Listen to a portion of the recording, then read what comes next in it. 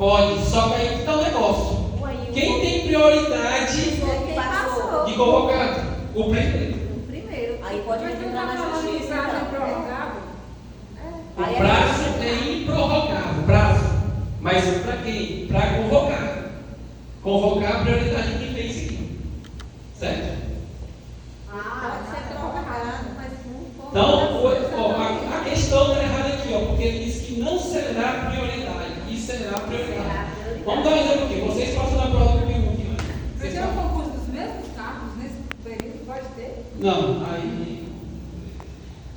A questão não é mesmo os carros. Ele pode fazer um novo concurso. Agora, a prioridade para ser colocado é nesse primeiro, porque ele está em aberto.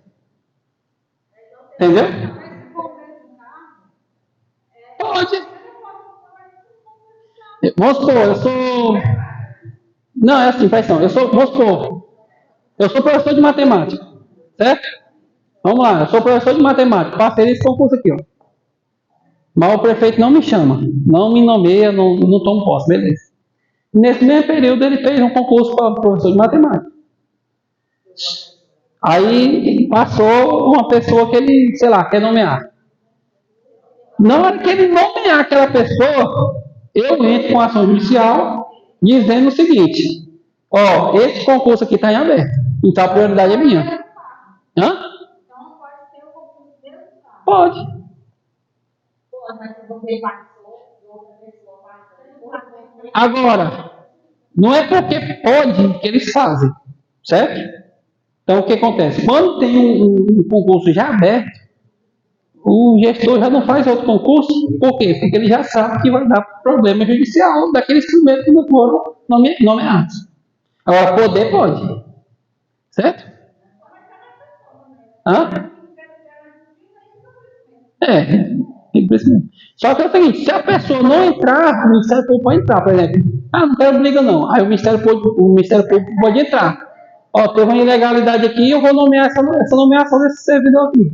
O Ministério Público pode agir sem ter consentimento. Por quê? Porque se trata de concurso público. Então, é uma esfera de competência do Ministério Público. Então, mesmo se você não quiser agir, o Ministério Público pode agir. Certo? Se ele vê uma ilegalidade. Certo? Vamos para o próximo aqui, vamos para o próximo.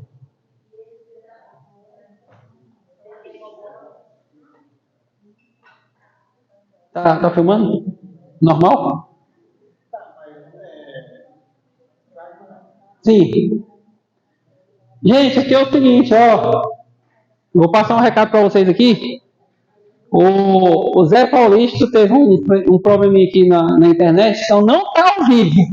Mas ele está gravando. Aí na hora que chegar na casa dele, ele vai colocar o restante da gravação, certo? No canal dele. No Brasil da Hora. Certo? Então, lá no Brasil da Hora vai ter a primeira parte que foi ao vivo e vai ter a segunda parte que vai ser gravada. Certo?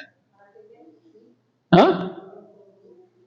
Não, aquele link lá vai pegar metade da aula. Até esse momento da aula, no caso. Aí essa outra parte vai ser gravada. Aí vai fazer o upload lá, certo? De qualquer forma, quem não veio para a aula hoje vai poder assistir no YouTube as duas partes. Brasil da Hora. Certo? Vamos para a letra D e E. Letra D e E aqui, ó. A lei reservará percentual do cargo em emprego público para as pessoas portadoras de deficiência e definirá os critérios de sua admissão. Isso é verdadeiro? É verdadeiro. E a incorreta já foi marcada que é a letra C, né?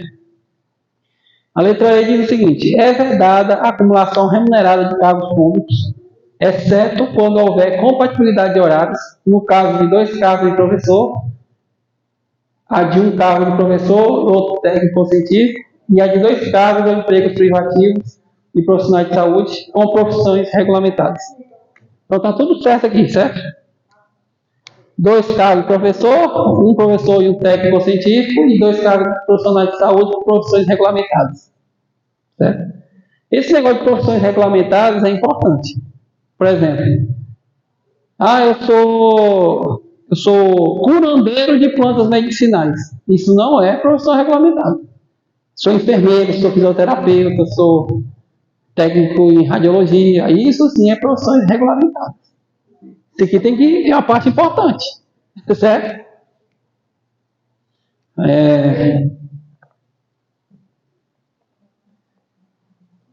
Vamos para o próximo aqui.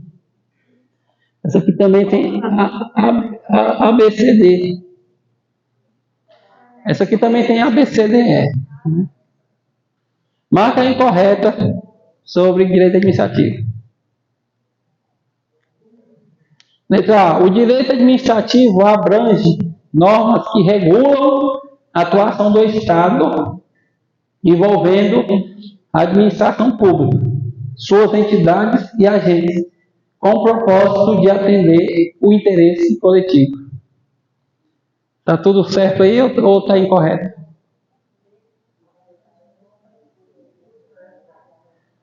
O direito administrativo abrange normas que regulam a atuação do Estado, envolvendo a administração pública, suas entidades e agentes, com o propósito de atender o interesse coletivo. Tudo verdade, tudo verdade. Certo? Tudo verdade.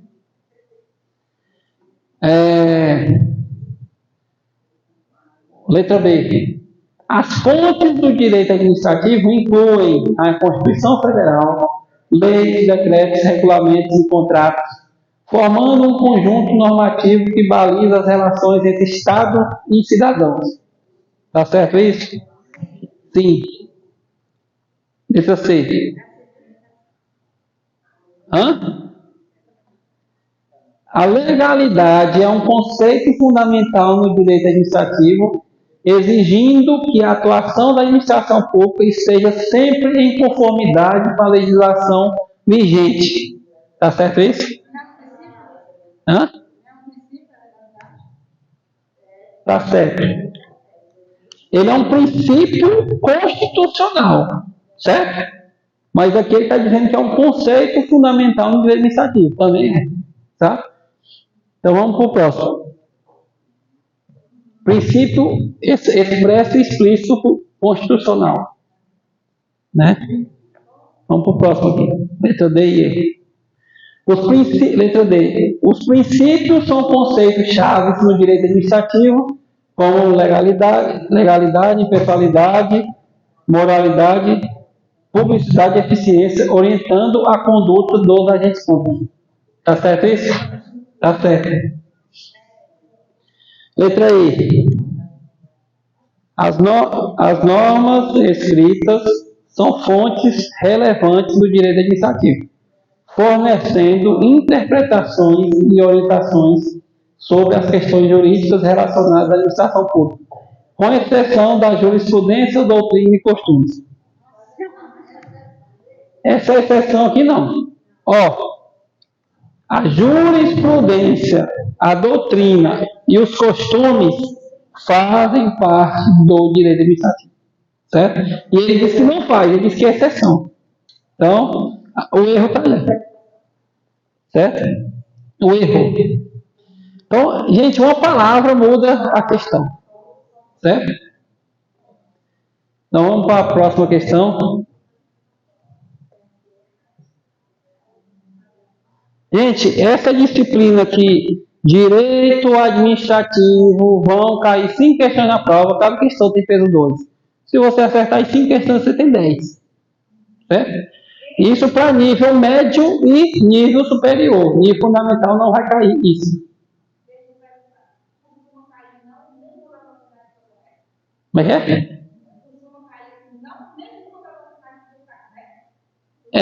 tem casos, não, tem casos que aparece assim, uma opção. Letra E, nenhuma delas estão corretas. Pode acontecer isso, certo? Vamos para a questão número 12. Incorreta de novo.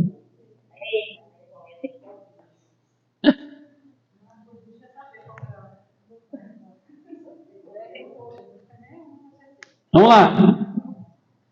Sobre jurisprudência. Jurisprudência. Não, professor, eu nunca ouvi essa palavra, não. Vai aprender o que é jurisprudência agora.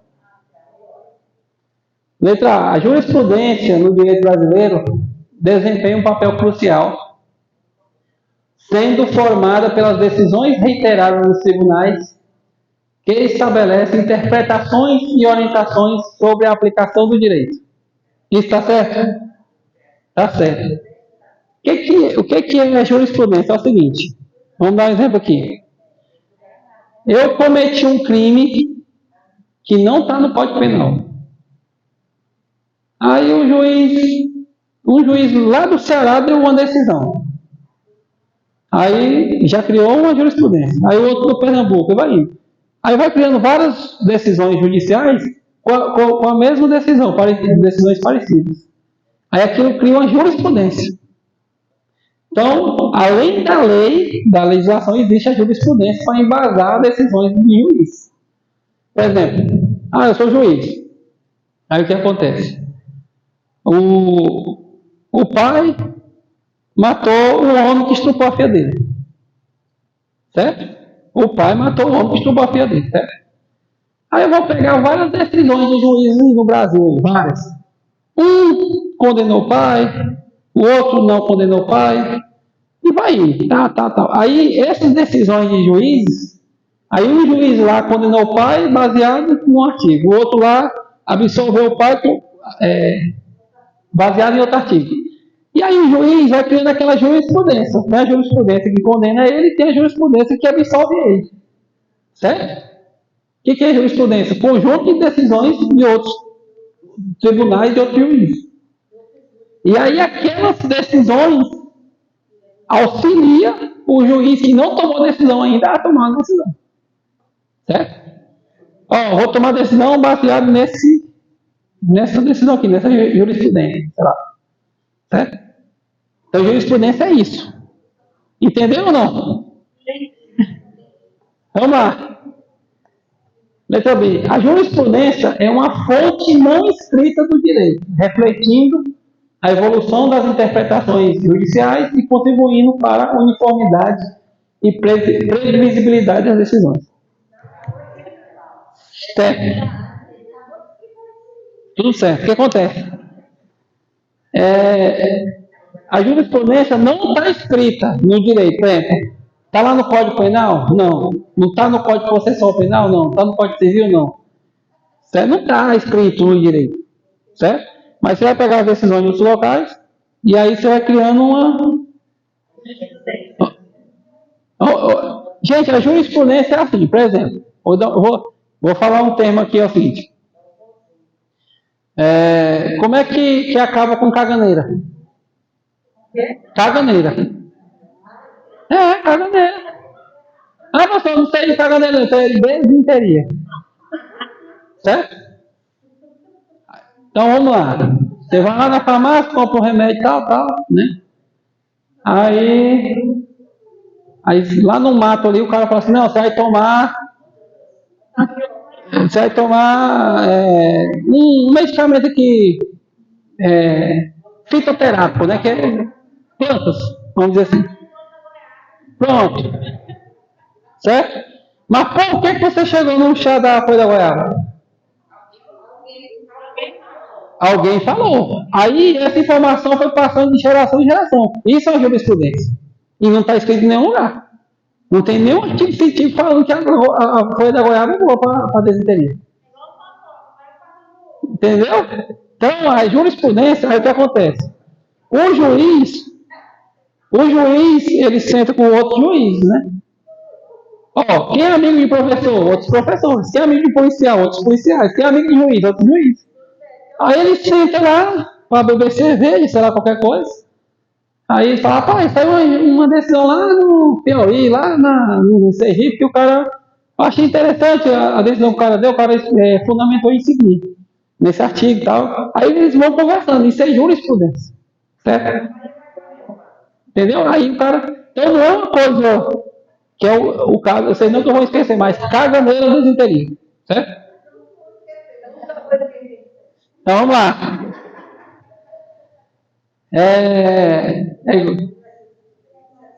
Na letra C fala o seguinte: no Brasil, a jurisprudência dos tribunais superiores, como o Supremo Tribunal Federal, STF, e o Supremo Tribunal de Justiça, STJ, tem influência significativa na construção e consolidação do entendimento jurídico. Tá certo? Aí vamos voltar. Um exemplo. Você fala assim, os juízes estão bebendo cerveja lá, né? Eles falam assim, rapaz, saiu uma decisão lá do Mato Grosso do Sul, o juiz lá e tal.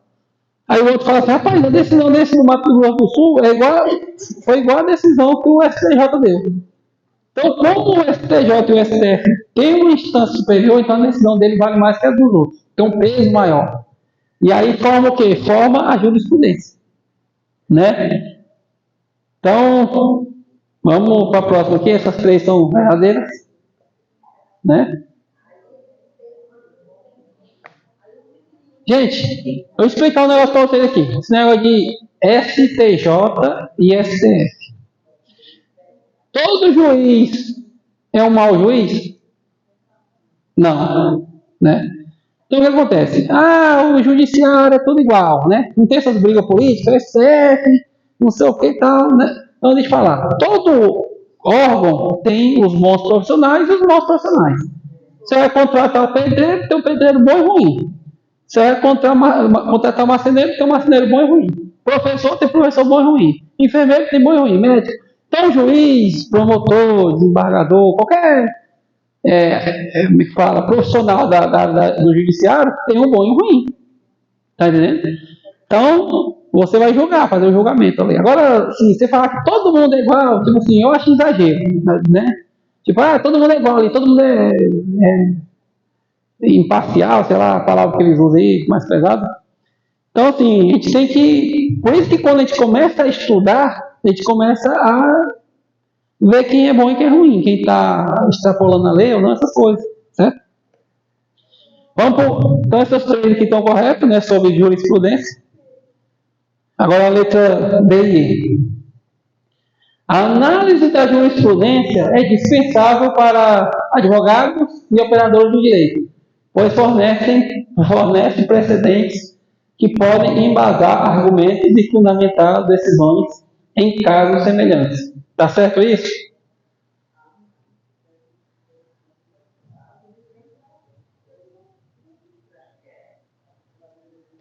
Essa aqui que é incorreta. Certo? Por que é incorreta? É indispensável. Não é dispensável, é indispensável. A pessoa tem diferença, as palavras tem. Certo? Então, vamos dar um exemplo aqui. O advogado. Vou dar um exemplo de você. Vamos supor que o seu ar-condicionado da sua casa faz muito barulho e o vizinho da sua casa entrou na justiça contra você porque o barulho do seu ar-condicionado está atrapalhando ele. Certo? Aí entrou com a ação contra você, aí você contratou um advogado para te defender. Aí o teu advogado procurou e achou uma decisão, sei lá em São Paulo, no Rio Grande do Sul, qualquer lugar. Achou uma decisão, o juiz lá deu uma decisão favorável ao proprietário do ar-condicionado. Certo? Aí ele vai usar aquele argumento para te defender aquele totalmente. Isso é o quê? Jurisprudência.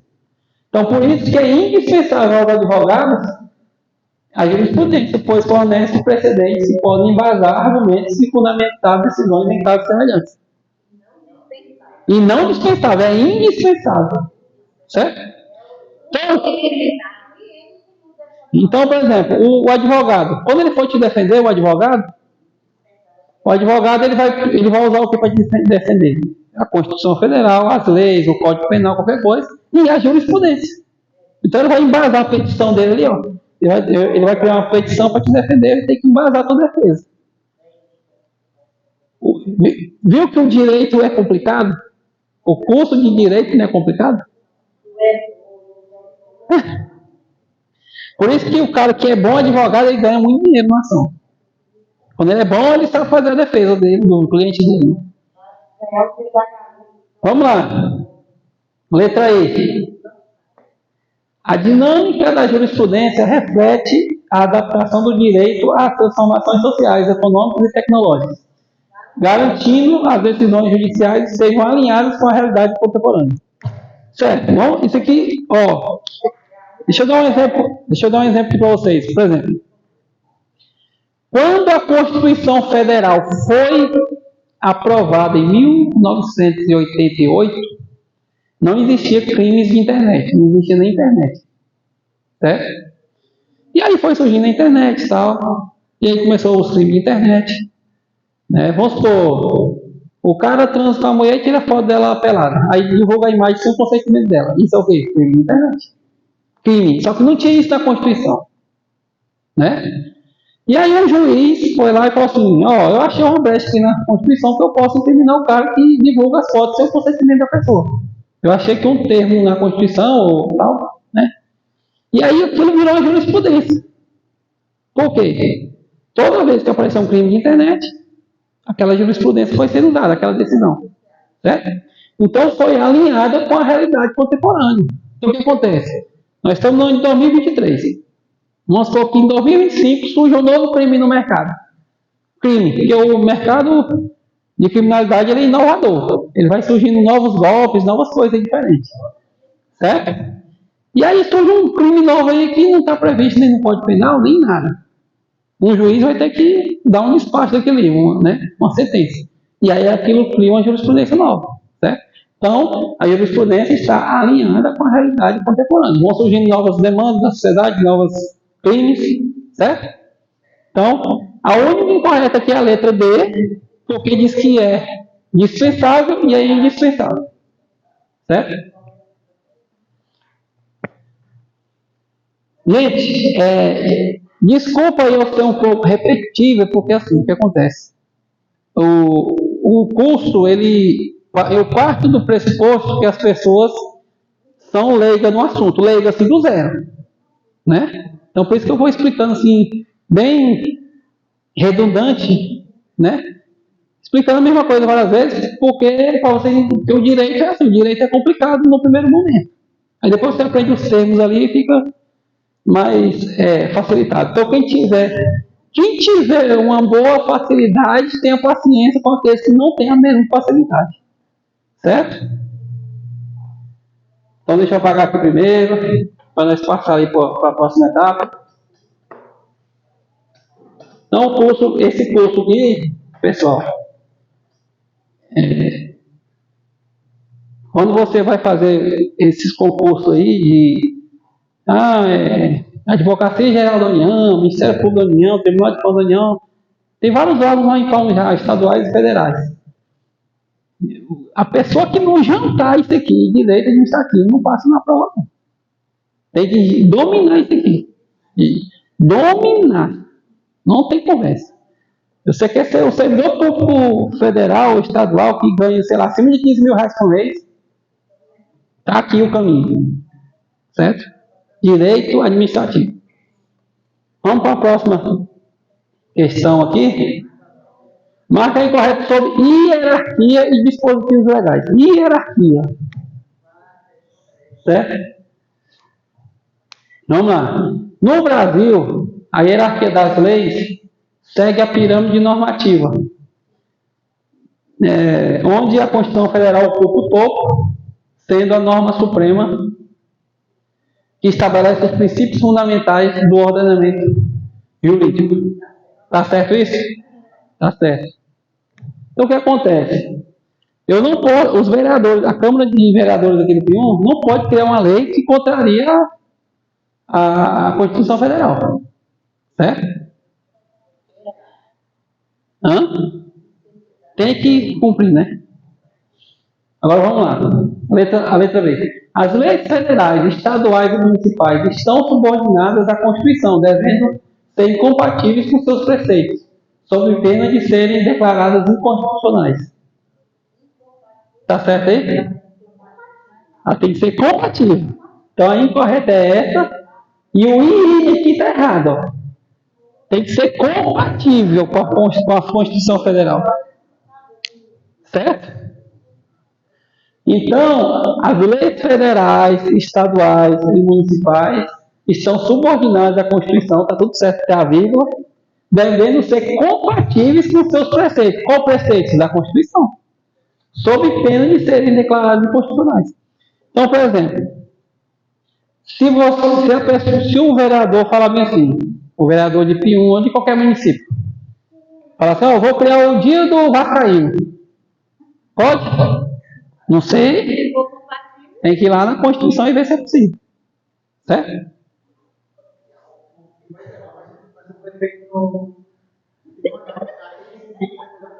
Não, mas aqui, quando for, independente de prefeito ou não, tem que respeitar a Constituição Federal. Certo? Vamos aqui, letra C aqui, ó. Os tratados internacionais, após aprovados pelo Congresso Nacional, ocupam posição hierárquica equiparada às leis federais, respeitando a supremacia da Constituição. Verdadeiro. O que é tratado internacional? Por exemplo, criaram uma lei lá fora. Criaram uma lei lá, sei lá, nos Estados Unidos, Europa, qualquer lugar. Aí reuniram os países, vamos reunir aqui 20 países para nós criar um tratado internacional. O que é isso? Nesses 20 países a lei vai ser aplicada. Certo? Vou dar um exemplo para vocês. Vamos supor, Lei Maria da Penha, né? Aqui o cara agride a mulher e pode ser preso, né?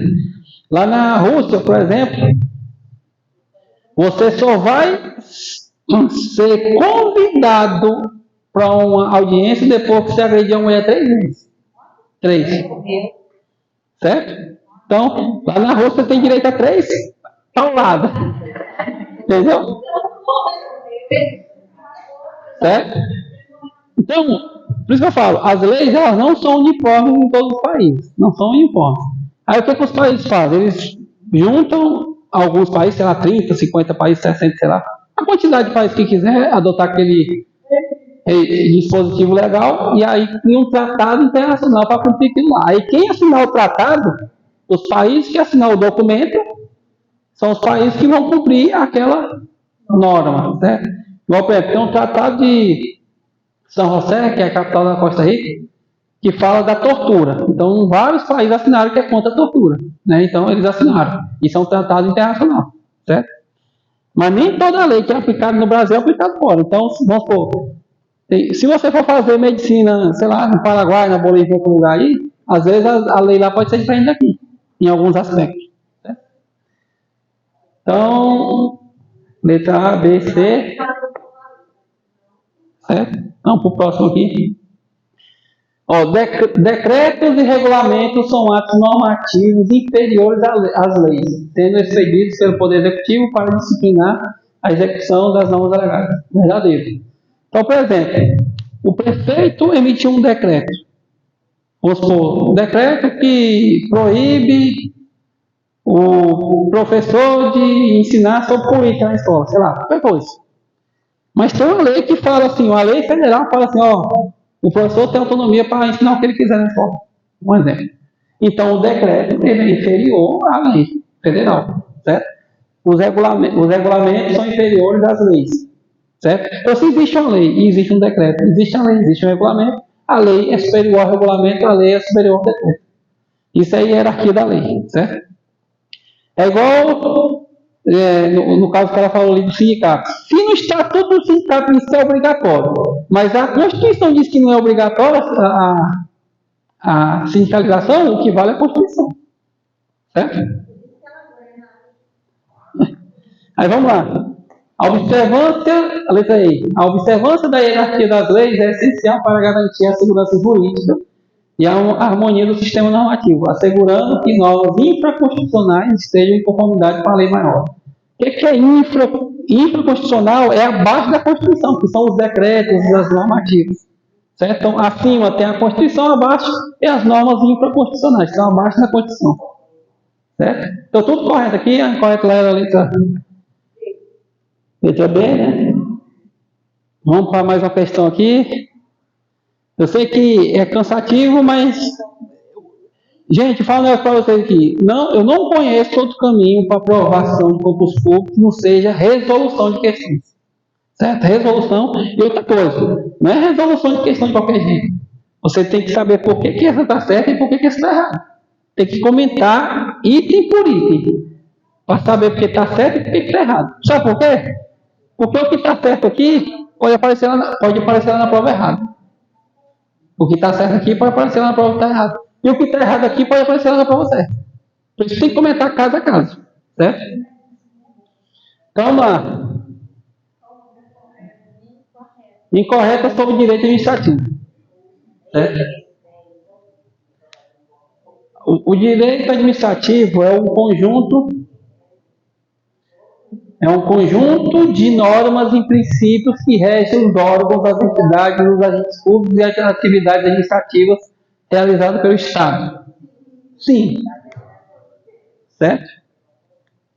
Aqui tem coisas importantes, ó. Normas e princípios, entidades, órgãos, agentes públicos, atividades administrativas realizadas pelo Estado. Então, por exemplo, ó, o que é um órgão? Um órgão vamos dar um exemplo aqui, a delegacia, né? Quais são as entidades? A entidade é Secretaria de Segurança Pública. Quais são os agentes públicos lá da delegacia? Tem o policial penal, tem o delegado, tem o escrivão. Quais são as atividades administrativas? Boletim de ocorrência, inquérito, né? E o Estado. O Estado está executando isso aí. Não é um particular, não é uma pessoa física, certo? A letra B. O direito administrativo abarca um conjunto de normas jurídicas de direito público e disciplina as atividades administrativas necessárias à realização de direitos fundamentais da coletividade. Está tudo certo. Então, assim, coletividade. Por exemplo, se um vizinho fura o pneu do teu carro, quem furou o pneu do teu carro foi o Estado ou foi um particular? Um particular. Se for um particular, você vai entrar contra o seu vizinho na esfera civil e penal, não na esfera administrativa. Então, não é direito administrativo, é direito penal ou direito civil, dependendo do caso. Certo? Agora, se você está na rua e o funcionário da prefeitura foi lá e furou o teu pneu, no exercício da função, aí é direito administrativo. Certo?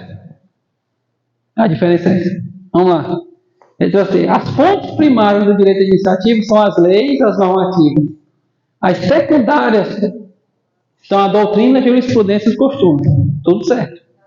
Então, aqui, ó, fontes primárias, leis e normativas. Fontes secundárias, doutrina, jurisprudência e costumes. Certo? Letra D. O direito empresarial, civil e do consumidor são exemplos de direito privado. Verdadeiro. O direito do consumidor, o civil, empresarial, civil e do consumidor. Então, você comprou lá, o cara fez propaganda enganosa e não entregou o que você queria, né? Isso é direito do consumidor, mas é direito privado, não direito público. Por quê? Porque tem uma relação de dois particulares. O Estado não está ali envolvido. Direito empresarial, né? Eu abri a empresa, mas o meu CNAE, que é Cadastro Nacional de Atividade Econômica, foi cadastrado errado. Isso é direito empresarial. Uma relação particular. Direito civil. Eu não paguei pensão alimentícia, vou ser preso, né? A pensão alimentícia não é crime penal, certo? Como é que se diz a palavra? Está na esfera civil, certo? Porque é direito de família. Você tem um filho e não pagou a pensão alimentícia, não é crime penal, direito civil, certo? E é um direito privado, por quê? Porque não envolve o Estado, envolve particulares, certo? A letra E diz o seguinte, essa aqui já está incorreta, né? Porque todas as outras foram verdadeiras, só falta ela. Mas por que ela está incorreta? Tem que saber por quê. É o princípio da motivação, né? O princípio da motivação, por que está incorreto? Tem que saber. O contrato de prestação de serviço entre particulares deve ser conforme as normativas do direito administrativo. Não é direito administrativo, é direito civil. Então, por exemplo, você vai casar. Eu estou encalhada. Agora achei um marido. Vou casar. Beleza. Vai casar, beleza. Aí você contratou uma empresa que vai fazer a filmagem do casamento. Filmagem, fotografia, tudo. Certo? Você fez o contrato com a empresa que vai prestar esse serviço. Você é uma pessoa física E a empresa é uma pessoa jurídica de direito privado. Então são dois particulares, certo? No dia do casamento a empresa não comparece para filmar nem para fotografar. E você depositou 5 mil reais na conta da empresa, certo? Então, quem vai resolver esse problema não é o direito administrativo, é o direito civil, porque é uma prestação de serviço, certo? E não é direito penal, é direito civil, certo? Então, quando tiver dois particulares que não tem Estado no meio, não tem nenhum servidor público, não tem nada envolvido de Estado, é direito civil ou penal, ou empresarial ou do consumidor. Agora, quando tiver o Estado envolvido em alguma coisa, aí é direito administrativo. Certo? Não é interessante? Hã? Então, com essas palavras, eu finalizo a aula de hoje. Certo? E semana que vem, quarta e quinta-feira não terá feriado, então será quarta e quinta-feira. Certo? Então, um abraço e até semana que vem.